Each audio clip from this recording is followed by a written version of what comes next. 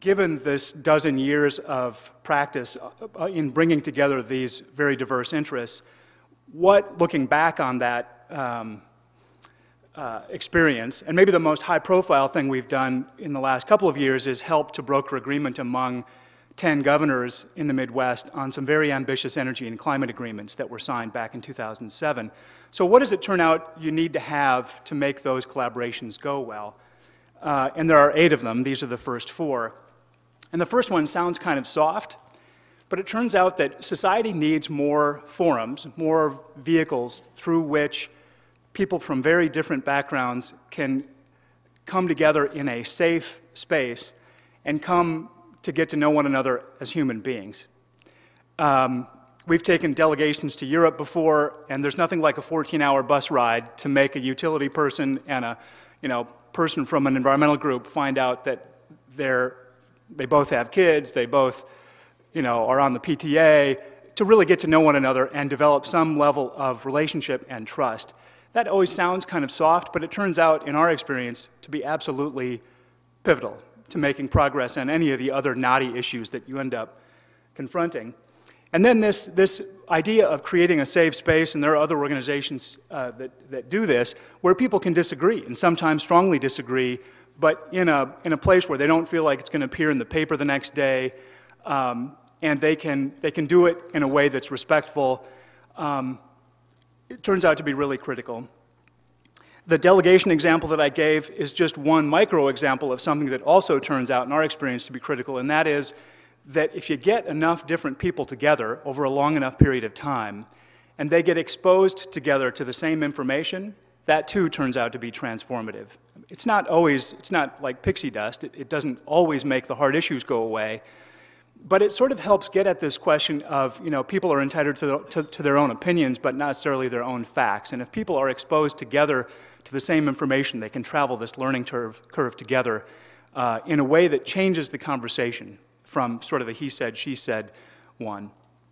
And then, obviously, this sounds self-interested, but I also think it's true, since the fourth one is really what we try to do. Those conversations, in our experience, they don't just sort of magically happen. It's not enough to just get coffee and rolls and put different people in the same room and hope something good comes of it. It needs to be highly structured and professionally facilitated towards some common end, some common goal. The last 4 sort of conditions for success, and again, this may not seem like rocket science, but obviously, to get people to the table in the first place, there needs to be some perceived mutual benefit on the part of all parties. That is, even if they're at each other tooth and nail, maybe in some cases suing one another outside in the quote-unquote real world, there needs to be some drivers, political, economic, social, that make them feel like there might be something to gain by being part of some sort of consensus or collaborative effort that they couldn't gain just by themselves. That being part of that, and sometimes they're working both strategies at the same time, where they're sort of publicly, these organizations are beating each other about the head and face out in the public sphere, but in this sort of safe space, more private sphere, they're trying to roll up their sleeves and figure out where they can agree.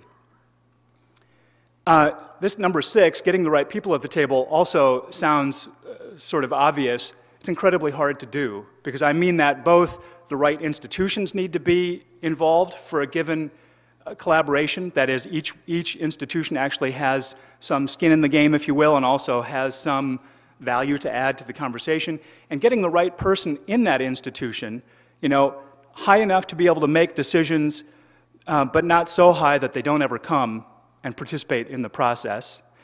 And also, just constitutionally, the type of person that you get, not a bomb thrower, sort of constitutionally predisposed to have an open mind and to want to be open to new information. So really almost down to personality type. It's like we should do Myers-Briggs before we launch these collaborative efforts. Number 7 is sort of a tactical lesson that we've learned, and that is to be intensely focused on a particular goal, and a big goal, like keep your eye on the prize is really what that number 7 is, and be open and flexible to exactly how you get there. And maybe the micro example I would offer there is, early on, and actually Betsy was part of this, there was this effort called Powering the Plains, and originally there was one idea was that this group would try to come to consensus on a renewable energy standard. Well into the process, it became clear that that was not going to happen. It was not in the cards. So it required sort of, if you're a sailor, it required tacking a little bit. We had to sort of pivot and change, not the goal, which was still to increase the kind of market pull for renewable energy, but we had to change what might happen to make that happen. And instead developed something that didn't exist before called the Midwest Renewable Energy Tracking System, which is now up and running and is this third-party certifier for renewable energy credits. Not exactly what we set out for, what we set sail for, but helpful in meeting the ultimate goal of getting more clean energy on the system. So that's what I mean by goal-focused but flexible about the exact strategy. And then number 8, again, this in a way loops back to being really careful about exactly who you bring together, because it turns out to be really important that on the front end, all of those participants agree to some basic premises of the collaboration, some assumptions that everybody is going to agree are true and are going to govern their work together, along with some ground rules about what it means to disagree respectfully and sort of how you're going to make decisions and how you're going to navigate with one another. Dialogue is important. As I mentioned earlier, and Ralph mentioned in his conversations, you can't overestimate the value of dialogue, and you certainly can't overestimate the value of intentional dialogue. You need an opportunity for stakeholders and cross-sector partners to come together to discuss their interests so everyone can understand each other's interests.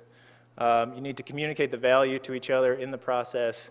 And as I believe Ralph mentioned as well, longer-term and enduring dialogue is even more meaningful. If you can engage people over the long run, you're more apt to develop relationships and you're more apt to lead to successful outcomes.